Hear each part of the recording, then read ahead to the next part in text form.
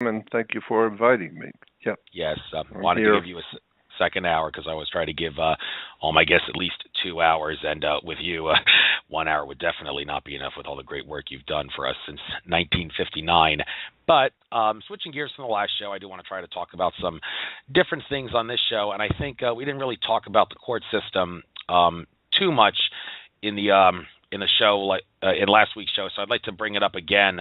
The whole thing you've talked about, the birth certificate straw man thing, and how they make you a corporation. A lot of people would debate as to whether or not it's really necessary for society to know that, because I mean, if you look at it at a more basic level, what exactly are the maritime admiralty commercial law courts doing? Well, what they're doing is they are alleging that you committed some sort of an infraction while operating in a commercial capacity over which there exists some governmental regulatory authority.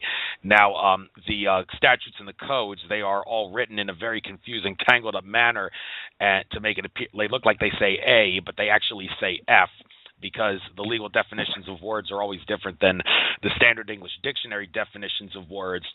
Um, so one would say that the best way to fight a case, if you're being charged, anytime you don't do any harm and you're being summoned to court, they are going to charge you with some sort of a statute or a code violation, which there is some commercial nexus. There are always going to be some sort of commercial nexus to that, and one would assert that the best way to win your case, without question, the best argument possible is to object to the commercial nexus. And because you're disavowing being in commerce, therefore there's no grounds for the courts to charge you with some sort of a crime. Now, that being said, many would assert, well, yeah, but you still should know how the birth certificate straw man thing works, because if it goes really far down the rabbit hole, as people like you claim it does, then it would be in our best interest to know how the whole system works in order to defeat the powers that be. So why don't you enlighten us on the whole birth certificate straw man thing, and do you agree or disagree that the method I gave about objecting to the commercial nexus would be the best way to win cases in courts today? Well, for myself, I mean, you're asking for my my opinion. As far as I'm concerned, I don't fight anything anymore. I'm too old and too tired. I've been there and done that, so I don't fight anything anymore. If I got a ticket, which I probably won't because I don't drive anymore, but if I got a ticket or some kind of infraction, I just pay it because I consider that there are more important things now in the world than worrying about paying a ticket and going through all of this menagerie of how the government really works and how courts really work. So I've kind of given up on worrying about it because it's way too far gone. It's extraordinarily. It's where we are in the stream of time is like sitting in a lifeboat at 1 o'clock in the morning, about 2 blocks away from the Titanic, and she's 4/5 under, and we're waiting to watch the big event when she finally goes totally under. So that's where we are. So I've said it before. The only light at the end of the tunnel is a train coming. We're too far gone now to do anything about any of this. So the only thing I'm suggesting is that you just learn about it. Just understand how your world works, how the laws work, how the government works, so that you can operate within it, and understand for the first time that you are not free. You're not free. The sole idea of America being the land of the free and home of the brave. That's a long time ago. That's a silly comment from a long time ago. America's not free or brave. It is what it is. We are nothing more than slaves in a brilliantly conceived system. And I have to give the masters of this world at least their due, is that it is a brilliant system. It has allowed most people in the world, especially in the Western world, to live higher than the pharaohs of Egypt and the kings of Europe. We drive flashy new cars and eat steak dinners and watch television and fly around the world on vacation. So it's a brilliantly and designed system. So I don't fight it anymore. I just try and educate people as to just so that you know what you're doing. You at least understand. And I talked about, I think, maybe even on this show, where we get the word understand. It means quite literally to go downstairs, and if you're going to put a lot of weight on a second story, uh, you go downstairs and look at the ceiling, remove the ceiling tiles, and look at the foundation of the floor above you that you're going to, put a lot of weight on and build on. And so what you're doing is you're standing under the foundation you're going to build on to get understanding. So unless and until you understand how the world is set up and how it actually works, but it's so brilliantly put together that people, generally speaking, are used to the routine. We are used to doing what we do. We pay our taxes. We go to work. We do all the things that we normally do from one day to the next as life has it, and never really understand what we're doing and why we do it. We just assume, like a normal child, when a baby is born, it has its own protocol that it learns as it's growing up. Things you do, things you don't do, and your parents are in charge, and you eat a certain time. And so after a while, as you're growing up, 1, 2, 3, 4, 5, and 6 year old, you get to where you know what life is all about, and you do what you do, and when all the kids do the same thing. And so that's how we are. We are, our nation, America, in my opinion. I've just been looking at it for 55 years. I don't know. It's just my opinion. But I look at America like it's a kindergarten being run by Hell's Angels, because most people have no idea in the world who's in charge and how anything works and what the words mean. They have no concept of where things have come from and how things have developed. And they don't know the difference between the king is law or the law is king. So they don't really understand how this country was founded, what the words mean, why we have the institutions that we do. It's just a big morass of misunderstanding. And yet people, and yet to show you the brilliance of the system, it continues to work. People are going to work every day and eating and building and living their lives, and no one seems to have figured out what's really actually going on. And that's the brilliance of the system, because there are people in this country who are very bright and extraordinarily well read, and they know that we Americans, like most people in the world, are nothing more than slave labor. We are not free. We haven't been free since, I would say, about 1830s is about the last time we tasted any freedom. And by 1848, we were finished. The United States of America was totally finished by 1848. And as we began to go downhill and leave the original Constitution, the original Declaration of Independence, and by 1860s we were involved in a civil war, which meant that there is no longer any United States, period. You can't be united when one half is killing the other half. So there's nothing united about the states. Used to be, but not anymore. And so after the Civil War in right around 1870, 71, it became apparent that the United States are no longer united. We've been destroyed. We don't even know what we're doing. We don't even know who we are anymore. All we're trying to do is stay alive. So some very bright people who had the money and the connections in Europe, they decided to make this place we call the States, the 48, to make this into a company, a corporation. And so they inaugurated something called the United States Corporation. And the history of it is overwhelming now. I started talking about this many years ago and giving lectures on it. And now today, if you go on and I wasn't the only one. There are many bright people out there many years ago talking about this. But today, it's all over the world now. Now it's everywhere. Just go on the web and to YouTube and type in, very simple, U.S. is a corporation. The U.S. is a corporation. And look at and watch all the quite literally hundreds of brilliant lectures on this subject. This way I don't have to explain anything to you. Go watch it for hours and days on brilliant people who have done their homework and research and find out how America really works, what we really are. We're not a democracy. Democracy we know is the worst form of government you could possibly have. And so what we started out to be was a republic, like the Roman Empire. Originally, it was a republic. Republic means it's guided by immutable laws. It's guided by laws that are chiseled in stone, and they have a constitution. And all people were subject to the law, and the laws were written out. Well, today there is no law. There is only what the corporation says it is today.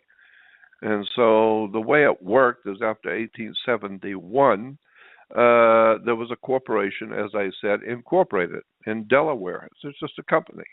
It's like any other corporation. General Motors, General Electric, Ford Motor Company. It's just a company.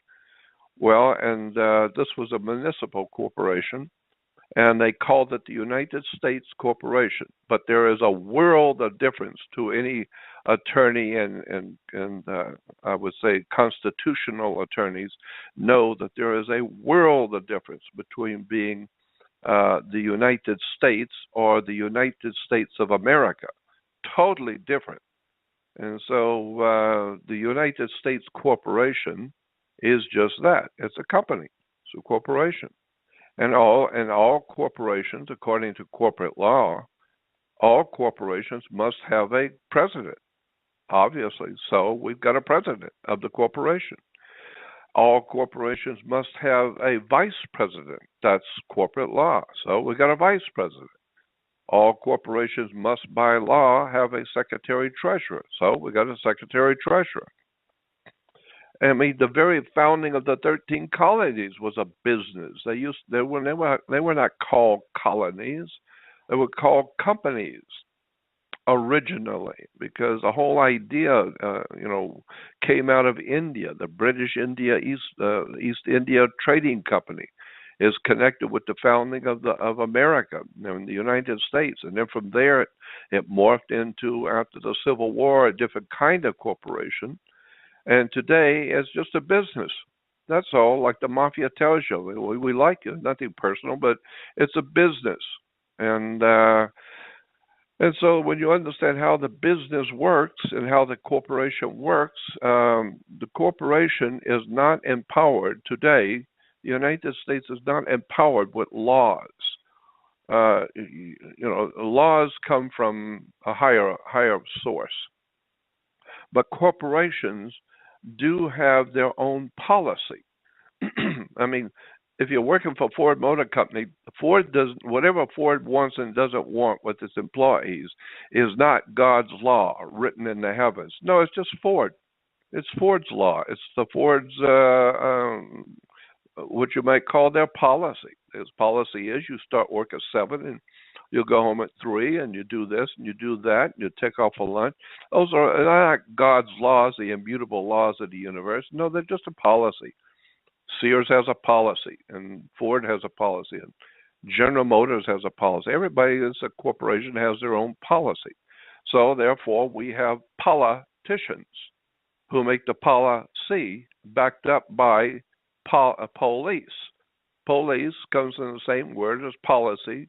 And the policy makers, we talk about the lawmakers, no, they're policy makers.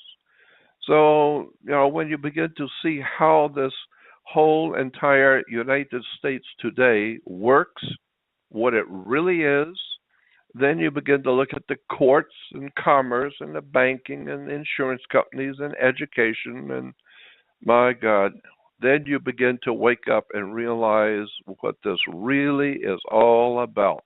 And what's really going on in the world, because all governments around the world are corporations. And so you have corporate takeovers. You have one big corporation comes in and sees a corporation that used to be big but is losing money, and that corporation makes a deal where we'll buy you out. and pay your stockholders off, and we'll buy you out. Well, if that corporation doesn't want to get bought out, well, we didn't ask if you wanted to get bought out. We're buying you out whether you like it or not, because you owe, and you're not making any money. You're going in the hole. We've got billions, so we're going to buy you out like the mafia. We didn't ask you. And so if you put up a fight, well, then I have to kill you because we're going to take it over. So that's what's going on today around the world as corporations are at each other's throat, big corporations and small ones, and it's just a business. The whole world is a business. Like they said in the movie 25, 30 years ago, Network. The whole world is just a business, Mr. Beale. It's money, it's corruption, graft.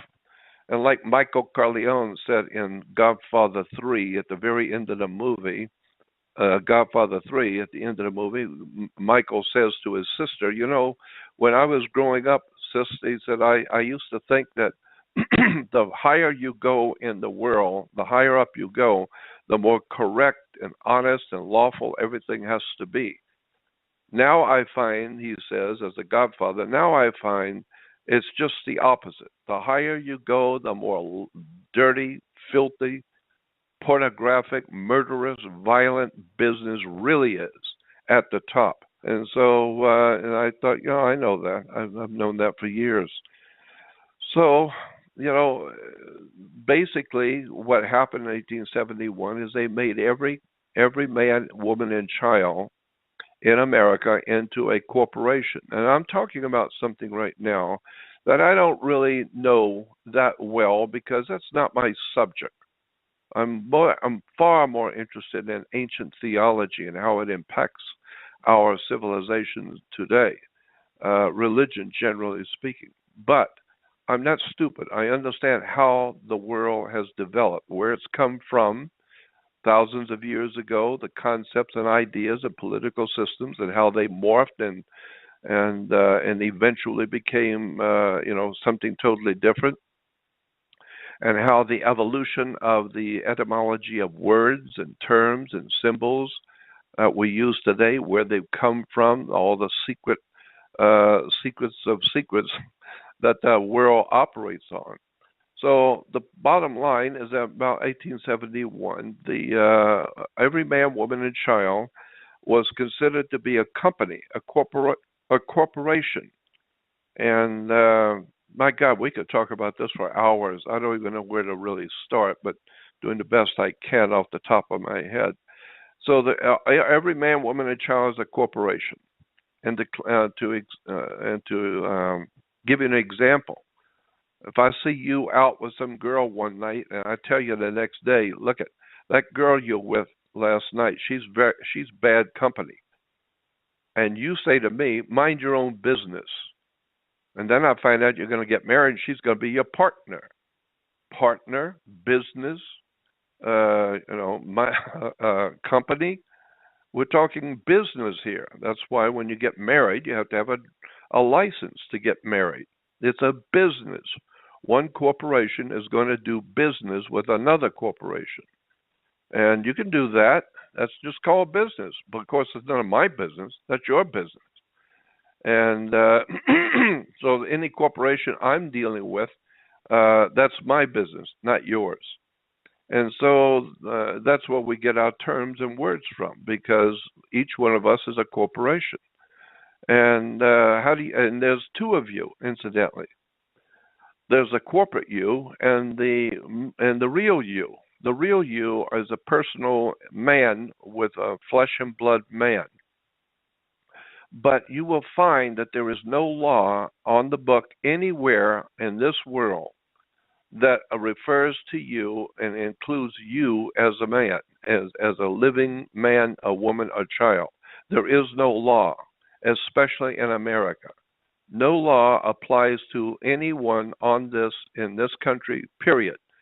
It only the actual words of the laws in the law books will tell you only corporations are subservient to the law.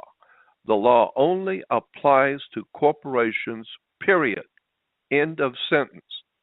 Therefore, obviously, there must be two of you. There must be the real you, the flesh and blood you, which is private. And then there is the legal or lawful you that can be brought to court. You're doing business. Now we're talking money and business. It's the business of life.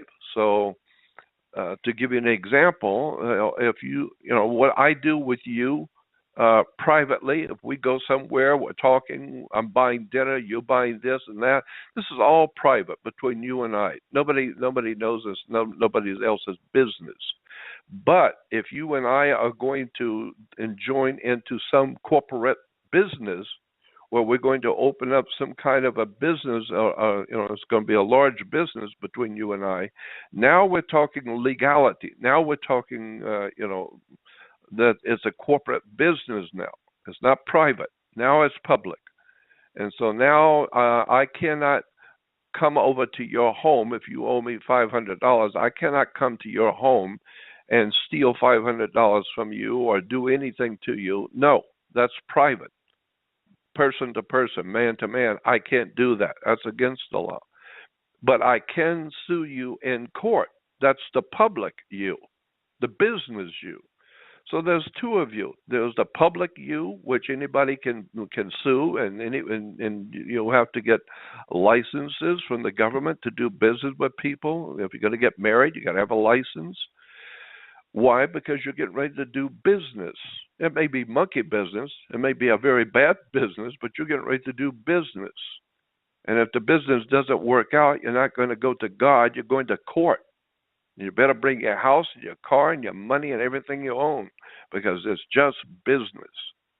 So the way it works is very simple. And a classic example, too, about how commerce works that people have no idea in the world. And I'll get back to this whole thing about birth certificate in a minute. But suppose, just to give you an example, the way your commercial system in America works, commerce. Suppose you were a painting contractor. Did I tell you this the last time we talked?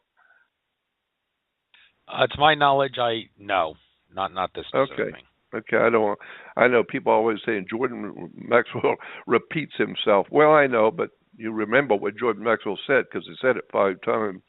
But anyway, suppose you were a painting contractor and I hire you to paint my office, and you give me a price of, say, $100, $100 to paint the office. Okay, the way it works in commerce in America, the business, this is not personal, this is business, is you give me you do the job, then you come to me and you give me a bill, and you write it up on paper. It's written up on paper and dated, a bill, and the bill is for $100. Okay, I reach into my pocket and I pull out a $100 bill and I give it to you, and you are happy because I paid you. There it is. You wanted 100, I give you 100. I didn't give you anything. I gave you a $100 bill because you gave me a bill for $100. I gave you a $100 bill. If you had given me a bill for $20, I'd give you a $20 bill. Get it? It's a bill. You owe me. So the $100 piece of paper I have in my wallet is a bill. It's a bank note, and you owe me $100. That's the way it works. And so therefore, I have not paid the bill, because any attorney will tell you, you cannot in America pay a bill. We say things like that, I got to pay this bill, that. No. In actual court language, you cannot pay a bill. You can discharge a debt, but you cannot pay a bill. So when you give me a bill for $100, I'll give you a $100 bill. Now you owe me $100. The idea is now like a bank account. We're talking about bank account. So we have now an account between you and I. I owe you $100, and you owe me $100. So we're even. And now you go back out and take that $100 bill and you pay somebody else. And so the bottom line is, at the end of the day, no one has paid anyone for nothing. Nobody's paid anybody. everybody has neutralized their debt. And so at the bottom line is that you cannot do anything with your house or your car or anything you want to do because you do not own your car. You do not own your house, your home. You don't own your apartment or your condo. You don't actually, in point of fact, in a court of law, you do not own nothing because you never paid for anything. You neutralize the debt by giving the debt to someone else, but you actually never actually put out gold and silver coins to the amount that you owe on your car and bought it with gold or silver or any way that is acceptable internationally worldwide as paying for something. So since you never paid for your car, you only neutralize the debt with paper, then you don't actually, in fact, own the car. That's why every year you have to pay the lease on the car. Anytime you buy a car, it's owned by the bank, and ultimately it's owned by the government. And so you get a pink slip, and the pink slip shows that you don't own it. You're merely the person that's using it, and you are neutralizing the debt by your money each month that you pay. It's an extraordinary subject of how banking works. And where do we find banks? We find banks on each side of a river. It's called river bank. And what does a river bank do? It directs the flow of the currency, because your money is referred to in law as a currency. And so, because it's a current, it's an ebb and flow. It comes in, it goes out, comes in, it goes out. So it's a current. And so once you understand that your money is like water, actually, in point of fact, it's called maritime admiralty, maritime meaning of the sea. So your money is maritime admiralty finance. It's water. So we say, money goes through your hands like water. No, in point of fact, before the judge, money is water. Period. Your money is referred to as liquid asset, cash flow. And when you begin to nail all of this down, how the world works and what your money really is, and what your bank statement really is, and what your government actually is, none of this makes sense to anyone. That's why the whole country is in trouble financially and educationally and in trouble with the law, because they don't know how the world actually works. And so when you begin to see that there's a whole world of dark knowledge, secrets, secret words and terms, and you go into a court, and why do you go to a court? You play tennis on a court, play basketball on a court. How do you play tennis on a court? You play with a racket. Get it? And so when you're in a court, the whole idea in a court is to put the ball back in the other guy's court. And so anytime you've got a tennis match or a basketball match, you've got to have a referee. You've got to have somebody make sure everybody's playing by the rules. So in a court, you're playing, putting the ball back in the other guy's court. Why? Because you've got one team on the one side, that's a team of lawyers, and they are opposing the other guy he has his team. So you got two teams bouncing the ball back and forth, and the judge is wearing a black robe because he is now what do they call it? He's calling the shots. He's making sure everybody plays by the same rules. So that's all he's doing. He doesn't care. He's going to get paid anyway. It doesn't matter. But he's like the referee is the word I was looking for. He's like a referee. He's just sitting there watching both sides argue back and forth and make sure they're all doing it correctly according to the corporate rules and regulations. And so therefore you're going to be charged. Well, that's what you do when you walk in and plug something into the wall. You're plugging into the circuit. So therefore, you got a circuit judge in a circuit court, and you're going to plug in. But why? Because you've been charged, and you're sticking your finger in the light plug, and you're going to get charged. And all law, all crime, and this is something most people have never heard. All crime, including deliberate first-degree murder, all crime is in commerce, according to, and ask any good federal lawyer or any judge, look it up in a book, you will find all crime, period, no matter how, from the smallest to the greatest, is considered commerce. It's business, period. It's bad business, it's treacherous business, it's sneaky business, it's dishonest business, but all crime, no matter what you do, is by law a commercial venture, and therefore you have to pay for your crime. Pay? Yeah, you have to pay. And so you got to pay your debt to society. Why? Because your body, your physical body, is a battery, and your body is a battery. That's what causes you to live. Your heart's beating because of an electrical impulse. Your muscles move because of an electrical impulse. Your whole body is alive because of electricity. It's called bioelectrical. Well, since your body is a bioelectrical unit, and you're like 80 to 90% water, therefore you are a battery. And therefore, when you go to court, they're going to put you in a cell. That's what they do. They call it a battery. They put you in a cell. And so when you walk into a court, you're going to be operating under a system that you don't understand. It's called maritime admiralty law. That's why when you walk into a courtroom, you will see a fence and a little gate. And so the people who want to see what's going on are waiting waiting for the court. They sit outside. They sit in the seats. And then inside the gate is the judge and the officials that work with the judge. But there's a gate there. There's a fence and a gate.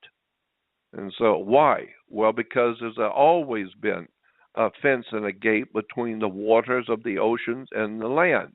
Water can only go so far, and it stops. And that's the way it is. That's the way life is. Water will only come so far. You go down to the beach and watch it. It only comes in so far and stops. And so where it stops, it's called a sandbar. And the water stops and it builds up a sandbar, and its undertow builds up what is called a sandbar. And so there's a wooden gate, and at the top of the gate is a piece of wood going across the top of the gate, so therefore that's the sandbar. It's a bar. It's barring you from going into the water, because once you pass that bar, and incidentally, you're not licensed to pass the bar. But once you are called and you get up and you put your hand on that bar, on that gate, you open up the gate. That's called a floodgate. You are now opening your floodgates so that you can now enter into maritime admiralty law. Now we say you're in hot water, and somebody needs to bail you out. And so now you are going to be charged, and you're going to be put in a cell if you can't pay the debt. And so the whole idea of our political, economic, and cultural system is based on hidden symbols and emblems and words and terms, and especially concepts that we've never been told about. And Jordan, I'd like you to get to the birth certificate thing, and just 20 minutes left on the live feed.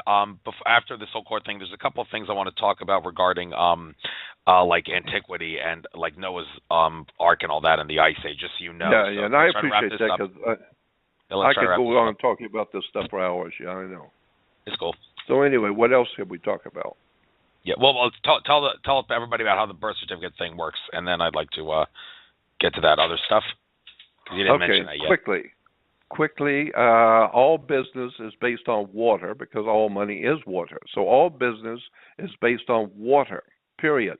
And therefore, when a ship from Japan, say, comes to Los Angeles, bringing $8 million worth of Toyotas or TVs or whatever, that ship comes in on water, and therefore, when the ship docks, it docks at it's parked. It's where the ship parks is called its berth, berth. It's berth, so it's called berthing a ship. And all captains call their ships she.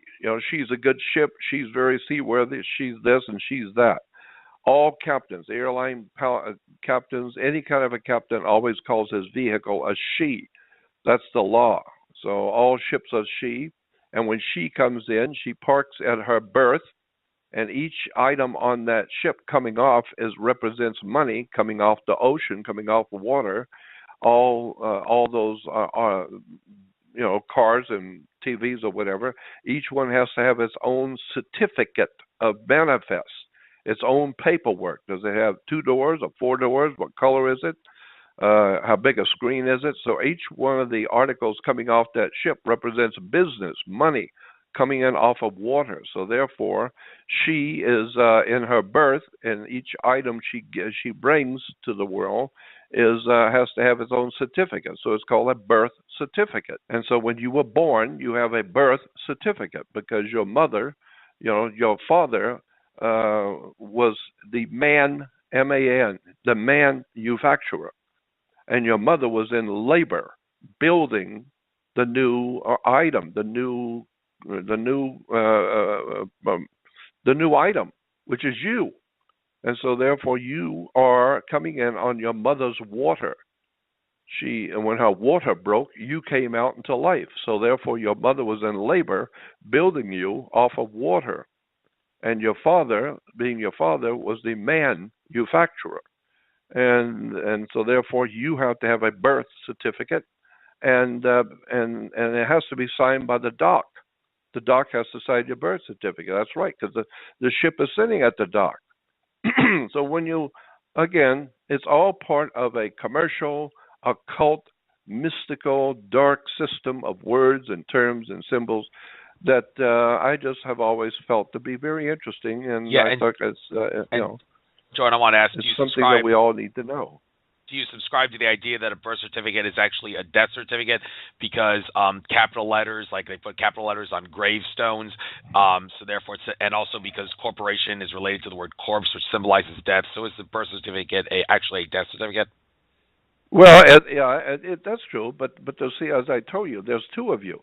There's a private you and a corporate you. The corporate you is always denoted in law as in capital letters. You will never get a bill from Sears or from the gas company or from an insurance company or anything. You will never get a bill for anything in your life that your name is not in all capital letters. You will never get a bill from anybody. If you get a bill from anything, for a gas company or insurance lawsuit, it must be in all capital letters, period. That's the law.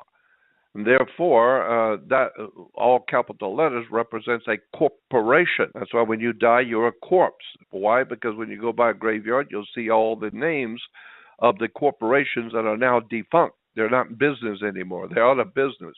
But they're in all capital letters because they were a corporation. Now they are a corpse. So it's all part, and this is the kind of thing we could go on and talk for 5 hours. But I'm just bringing to your attention that everything is based on water, and therefore the only thing on water that works is a ship. So therefore you have a citizenship, relationship, a dealership, scholarship. Everything's ship. So just wake up and understand that the whole world you operate under in America and around the world has nothing to do with anything you think it does. It's a whole hidden system. There's no question about that. I'd like to talk about, let's try to kill 2 birds with 1 stone here. I remember listening to your Richie Allen interviews, and you actually talked about how the story of Noah is based on a previous story, the Epic of Gilgamesh story. You said there was no Noah and there was no great flood. Well, must say I disagree with that. There was no flood thing, because countless cultures from the past do talk about some sort of a flood. And also, I'm currently reading Michael Tsarian's book, Atlantis, Alien Visitation and Genetic Manipulation. Yeah. You actually have a quote on one of the outside cover of the books basically praising the book. And one of the interesting things that Michael Tsarian says in that book is that 13,000 years ago, about that time, it said that we had the end of an ice age and there was a horrible global catastrophe. But Tsarian asserts, no, there was actually no ice age. That's one of history's biggest lies. It was just like some sort of a pole shift or something.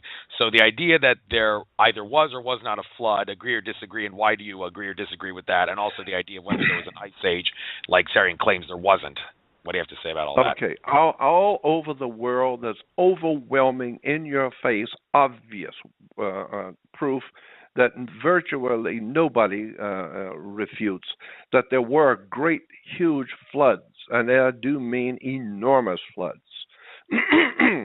But there was no worldwide covering of the earth, as the Bible says, over a mile higher than the highest mountaintop. And so that Noah had to send out a bird to see if there was any land showing anywhere. Well, that is ludicrous on the face of it, scientifically speaking. There's never been a flood that covered the highest mountain on the earth. It's ludicrous. But there has obviously been enormous floods that swept over whole continents. So there's no problem with understanding great floods. What I actually said is that there's never been ever a flood which covered the earth, so that the highest mountain on the earth was underwater. That's ludicrous on the face of it and doesn't even need to be discussed. It's unscientific and it's stupid. But that there has been massive floods, I don't have any problem with that. It's all over the world. I mean, even the Sphinx in Egypt as water eroded. We find seashells. I don't know if you know this, but there's seashells on the Great Pyramid in Egypt. So if there's salt and seashells at the top of the pyramids in Egypt, something must have happened where the seashells got onto the pyramid. Obviously, there have been monstrous floods, but there's no flood that covered the whole earth and covered the highest mountain, so that you'd have to send out a bird to even find out if there's any land. That's ludicrous. That's what I said. Does that make any sense? That's fair enough. I'm glad you got to clarify that. Getting back to one thing about law again. I remember in a talk you did, like there's this 4-hour video on YouTube I saw where you and some guy named Victor with a last name I couldn't possibly pronounce. Victor Marjabanian, and at the end of that talk, you talked about becoming a sovereign. Now, the whole thing about becoming a sovereign, a lot of people will say, well, all the things you got to do for that, like get rid of Social Security and abolish your birth certificate, all that stuff. A lot of people that have tried to do that, once they become a quote-unquote sovereign, they find that they can't do anything in the real world because that's everything... exactly right. Yeah, so do you think right. it's okay, so the process that you suggested that people follow to become a sovereign, if you agree with that, then by all means tell us what you think they should do, or have you maybe retracted your take on people possibly doing something like that? Yes, well, see, I realized that when I first heard it, I knew in my gut that we all are sovereigns. When you were born and came out of your mother, nobody owned you. The universe didn't own you. God owns you, so you're free. Now, of course, you're going to be brought into your government, all the man-made stuff that's been here over everybody for thousands of years, and you're going to be susceptible to it. But in point of fact, actually speaking, you are sovereign because your mother gave birth to you. The government didn't build you. The government didn't give you life. The government doesn't, is not your creator. God is your creator, so to speak.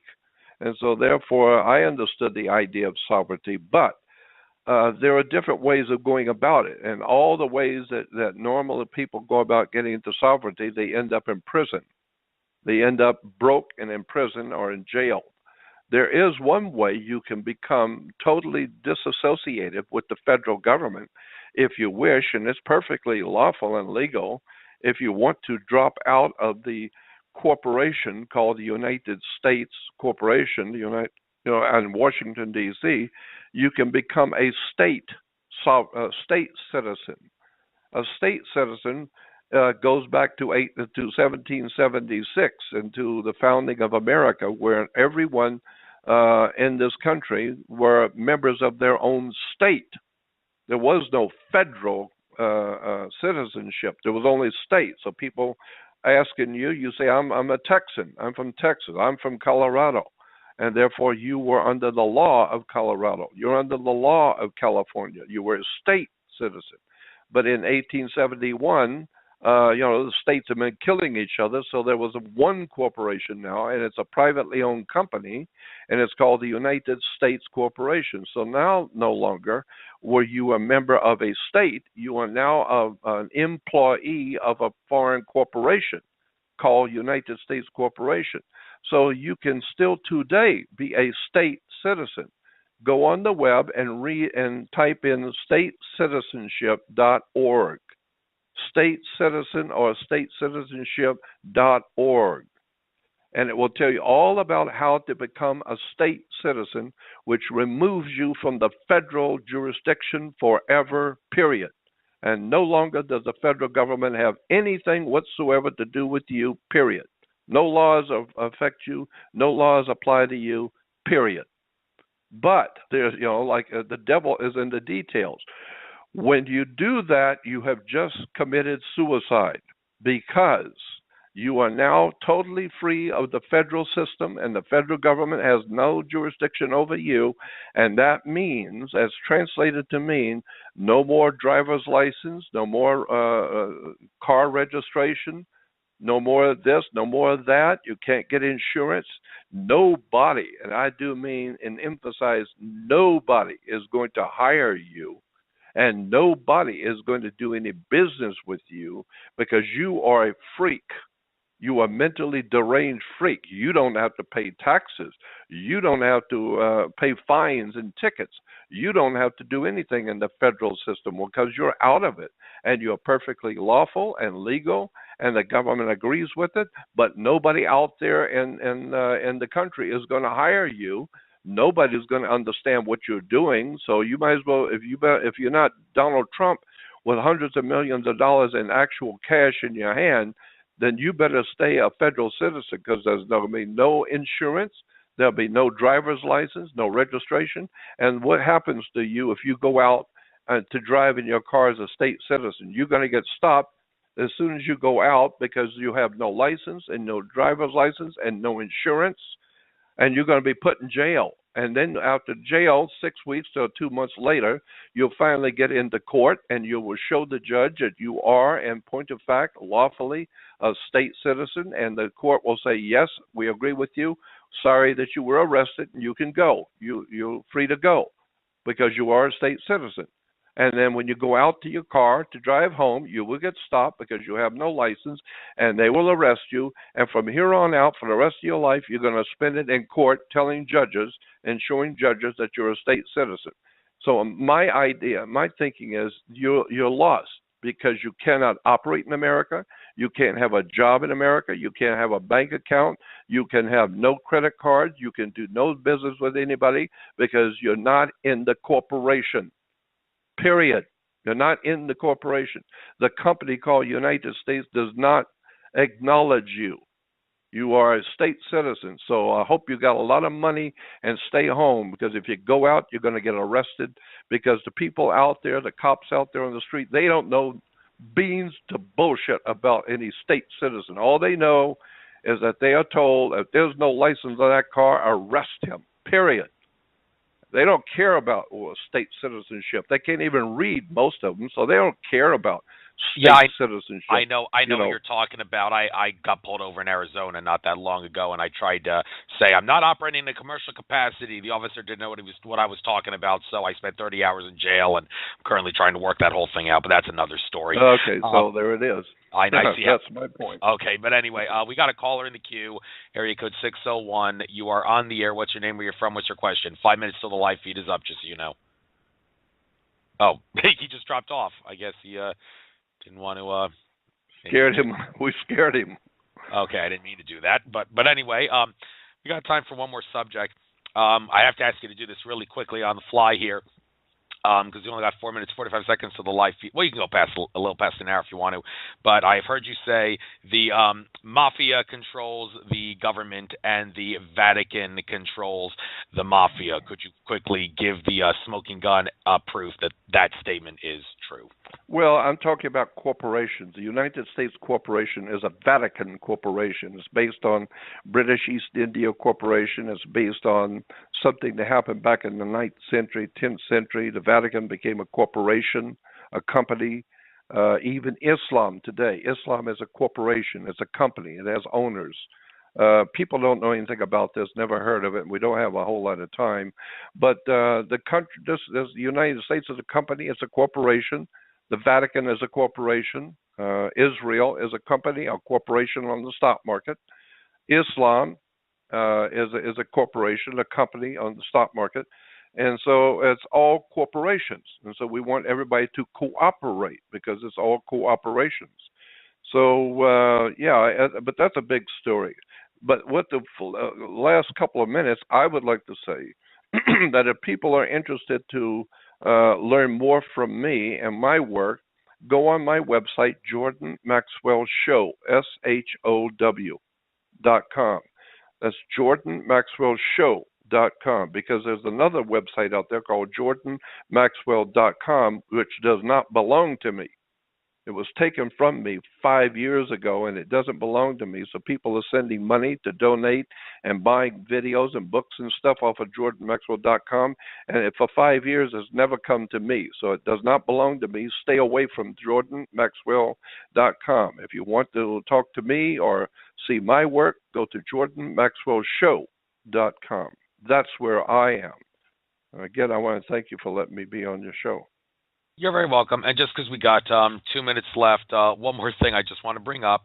You said back in the in many of your talks actually that why is the number 13 unlucky? And you said it has something to do with Jesus being the 13th apostle, so to speak. And I was scratching my head, I must admit, after I heard that, because I really don't see how that has anything to do with not being lucky. So could you please enlighten me and clarify that? Yeah.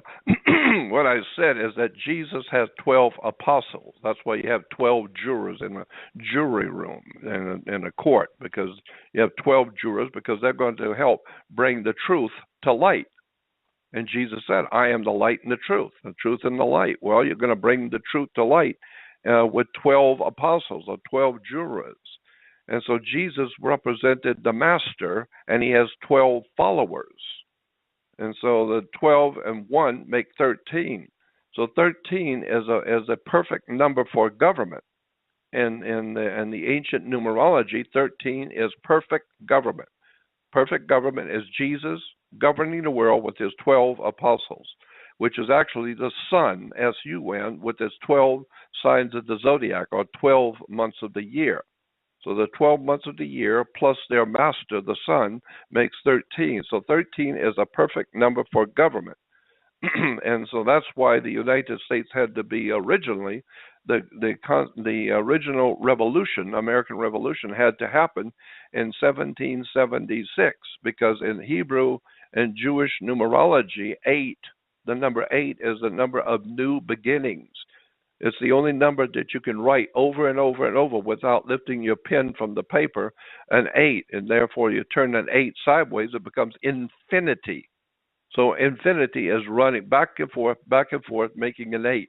So 8 is the number of new beginnings. You're always starting over again on that 8. and 76. 1 and 7, 1776. 1 and 7 is 8, and 7 and 6 is 13. So the great thinkers, the great philosophers who founded America knew we're going to start something new, which is 8, and it's going to be based on Jesus and his 12 apostles, called Christian civilization. So it's going to have to be in 1776. We're going to have the revolution. It's all well thought out by secret societies that founded America. That's a very big story, and most people think it's crazy because they've never heard it before. So I don't care if you've never heard it before. That's the name of the tune. That's where it came from. 13 is an unlucky number, but the reason why 13 is an unlucky number is a different reason. That has the head of the Knights Templars, Jacques de Molay, was put to death in France on Friday the 13th. That's where the unlucky comes from. 13 has always been a very important number, but Jacques de Molay, the head mason of the Knights Templars, was put to death in France, in Paris, on Friday the 13th. That's why Friday the 13th is unlucky. Well, it's real unlucky for Jacques de Molay, so that's why the Masonic Order of Knights Templars even today say 13 is an unlucky number. No, 13 originally was based on Jesus and his 12 founding a great society or a great government we call a Christian, Judeo-Christian civilization. It's a big story, and I know we don't have much more time. No, we don't. There is one caller in the queue. Would you like to take this caller if you have something to... Sure. All right. Caller in the queue, your number is 111-111-1111. What's your name? Where you're from? What's your question? Or were you just listening? I'm about to end the show after this, so going once. Well, the triple ones, that scares me. That sounds like CIA. Yes, it does, doesn't it? Okay, sorry, going twice. You are, sorry. All right. Well, this show is going to come to an end, and Jordan, boy, it seems really exceptionally emotional to be telling you. I'm about to tell you now, especially since there are so many other things that I could talk about with you. Don't get me wrong. I mean, it's not like it has to be on my show because, like with Richie Allen and all the other people we've interviewed, people could always consult other sources. But, Jordan, it pains me to tell you that, well, you are indeed a fascinating individual, and I have no doubt that there's no question I could certainly do other shows with you. But, Jordan, ever since I started doing the show, one of my goals with this show has always been to try to get as many different guests on my show as possible before I give any one specific guest double dips, because I felt that was always the fairest, most impartial, and most informative way of doing a radio show that seeks to expose the true and false nature of reality. Now, if you ever want to come on a radio show to talk about something, by all means, give me a holler, and I can certainly give you another hour show. But as far as me asking you or any of my other previous guests that I've given a full 2 hours of showtime on, I regret to inform you I probably won't be asking you to come on again, but that's only because I need to give thousands of other fascinating individuals the chance to have some glory on my show. But believe me, I will make sure that I combine this interview with the one we did this past Friday. I will upload it to YouTube within the next couple days. There's no question that just like all of the YouTube videos where you're the talker, it's going to get probably well over 10,000 views. And I do hope that people will definitely be able to take something from this, because I certainly learned a couple of things that I don't think I've learned from some of your previous talks and lectures that I've listened to. So, Jordan, I wish you the best of luck.